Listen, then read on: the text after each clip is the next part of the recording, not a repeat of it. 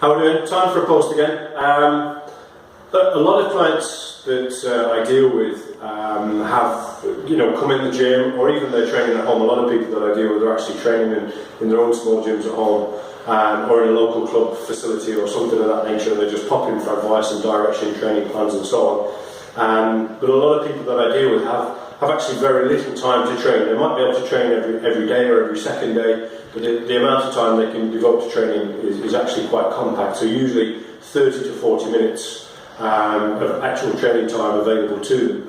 So, the point of the post is to try and explore what we can do in that amount of time. Classically, if you want to get strong, but if you want to stay lean, you've got to have intensity, you've got to have weight, a range of techniques that affect all of the body. So even if you're only training 2 or 3 times a week, you can still get a complete body workout, improve your condition, improve your overall muscle mass by using some specific techniques. So one of the things I want to look at today is the idea of the 5x5 theory. A lot of people talk about it. It was born out of the NFL in the States in the early 70s. One of the coaches there recognised that his players needed to be more powerful, needed to be still mobile, improve their overall muscle mass for power in a very power-based sport. But equally, their time was valuable on the pitch, so they couldn't spend much time in the gym. So they came up with the 3 big lifts of deadlift, squat and bench press. So working slightly different angles as well, so not rigidly the same thing every time. But they came up with the idea, working with strength and conditioning coaches, that the most productive way to train is working 5 sets of 5 to 6 reps. So this theory of 5x5 was born. So if you can only get in the gym twice in a week, or maybe even 3 times in a week, the 5x5 theory is very useful to you.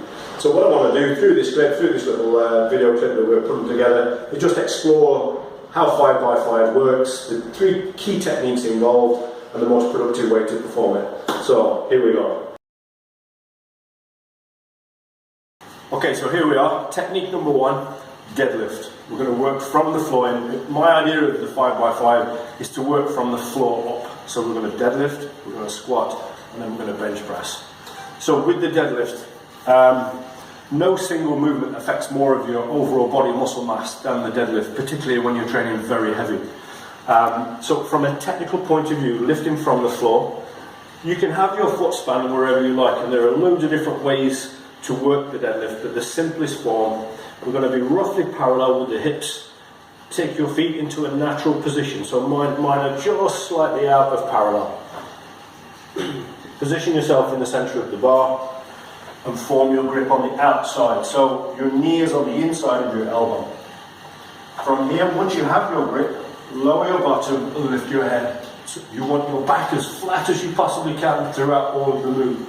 And then from here, we're going to lift in a straight line and just bring the shoulder blades together at the back of the move. Remember, we're only doing 5 reps. So from here, set the lift, head up, breathe out at the top. Breathe in.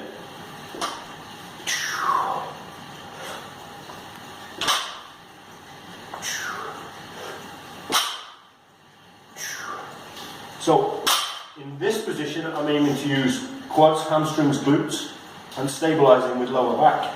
And as the drive comes on, I start to use my core and my torso to pull the bar straight. The whole time, the idea is that the bar travels in a straight line. So try not to let your torso swing or your hips swing. So once again, from here, head up, lower your bottom, and squeeze. Bring the bar safely to the floor. Now as you start to explore more weight, this is very light just for the demonstration, but in terms of lifting heavy 5x5, you've got to look at maybe your body weight in pounds. So I'm just over 220 pounds, so I might be looking to lift that for certainly 3 or 4 reps as part of the plan. So you're working around about 80% of that. So for me to work a 5x5 theory, I'd be looking to perform 5 sets of 5 reps with around about 140 to 180 kilos. So somewhere within that range. Again, in terms of productive weight to use, you cannot train to maximum lift week in, week out, because of the trauma to your central nervous system more than to your muscle mass. So you scale that back to 70-75% of what you think is your max to that number of reps, and that's a really effective weight, a very productive weight, but it also keeps you within the range where you're going to stay injury free. So, deadlift, real good move. Okay, so part 2. We've done our 5x5 deadlift off the floor, and now we're going to squat. Again, a huge amount of pressure goes through virtually 90% of your body. There's not much that you're not working when you squat. It's extremely productive to follow deadlift with squat. And I suppose even if you were really tight for time and you just did these two, then you'd have a fairly good workout. What I would suggest going from deadlift into squat is that your first set is a warm-up set. So do 10 reps, then drop into 5x5. Okay? So in terms of the squat, there are 2 ways to squat which are discussed. Generally speaking, a form of power squat, if you like, where the bar rides just that little bit lower on, it almost sits on the top of your shoulder blade. Whereas, for example, a swimmer using the squat position where they really want to accentuate the straightness of their back, they might ride the bar just that little bit higher onto the top of the neck. Now, I wouldn't recommend that, but you may see it in the gym, you may see it sort of prescribed by certain coaches in certain sports. But in terms of the safety of kind of your spine and where that bar is going to sit on your shoulders, then I would say I ride mine just that little bit lower and then really focus on the technique of the spine position. So from here, pop the bar onto the back. So as you can see from where the bar is sat, it's absolutely nowhere near my neck, and it's sat nicely on top of my shoulder blade. I can control its position and I have confidence where it is. I know it's not going to roll. From here, again, that natural foot plant that we had with the deadlift, virtually identical. I take a shallow breath in, squat to approximately 90 degrees and push through.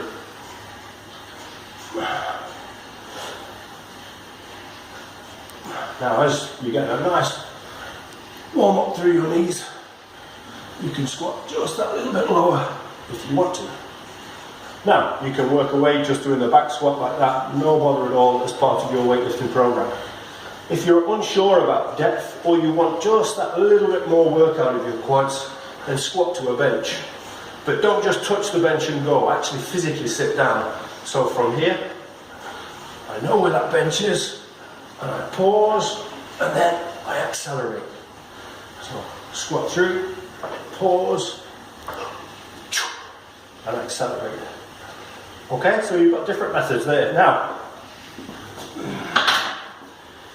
you can also front squat with the bar here. I personally find that quite difficult. It's just that it hurts my knees, so I don't front squat in that way. But as we posted a couple of weeks ago, we do a landmine front squat where the bar is actually here, and you squat elbows to knees and push through. So the landmine front squat, again, if you have something that you can control the base of the bar with, the weight is only on one end, and it's equally as productive.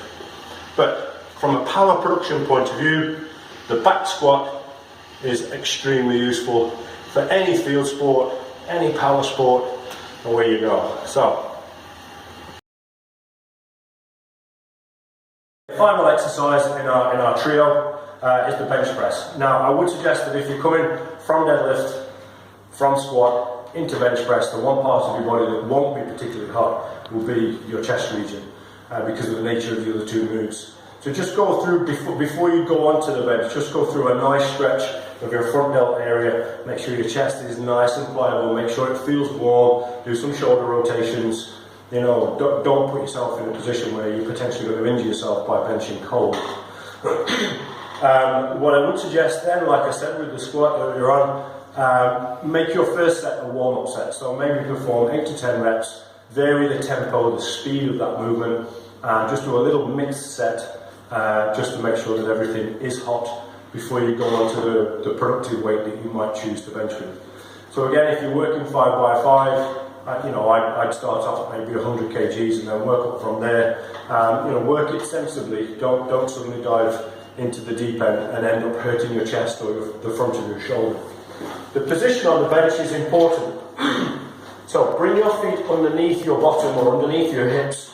So at the time you might struggle a small bit, you get drive or connection with the floor through your feet. So from here, if you've got a half decent Olympic bar, you'll have a notch in the nail pattern which gives you an indication of the most productive width. The wider you go, the more intensity you'll feel in your biceps, your shoulder, into your chest. The narrower the grip, the greater the emphasis on the triceps. So think about your positioning of your grip. From here, once you have position, I make sure I've got connection with the floor, with the ball of my foot. Take the bar and stabilize it. Don't go straight into the lift. From here, take a shallow breath in. Bring the bar to the midpoint of your chest and press through. Now, at the point you press, push on your feet and gain leverage through all of your body. So use your core to stabilize the move. 5 smooth reps, and we press it out. Okay. So what we can now do, even if we stay with the same weight, from a safety point of view, particularly if you're training on your own, is to make that more productive, we can vary the speed or the tempo of each movement. So, for example, if you were working a tempo of 1 to 4, so 1, 2, 3, 4, touch your chest, and then a single explosive move out, just by using the same weight, the time that your chest is under tension gives you a tremendous amount of load and workout. So from here,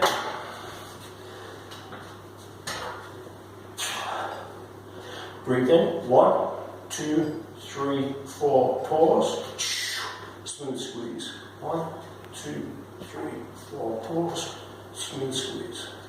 So, just by using a change of tempo, the effect in the chest is quite dramatic. So you don't need to have a huge amount of weight available to you to make bench, to make deadlift, to make squat productive. What you need to do is think about the time that you put your body under tension. So the more control, the less speed, the less bounce, if you like, the less elastic response that you're looking for, the more that muscle has to work to control form, technique. So it would certainly be a way, particularly if you're training on your own, that I would suggest, think more about the ratio of every rep rather than the amount of weight that's on the end of the bar. Make your training productive, don't put yourself in a position where you're going to injure yourself. So, in summary, 5x5, really productive if you've only got half an hour, maybe 35 minutes to train.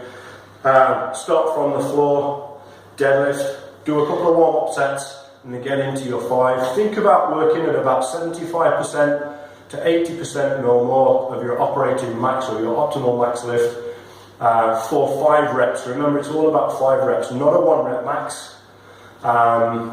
You need to come back maybe 3 or 4 days later and perform some very similar movements. So you don't want to overstress your body, it needs to be muscle productive. Backing all of this up, as always, really good nutrition, be protein rich, carbohydrate rich, stay away from the sugar, and your body will grow.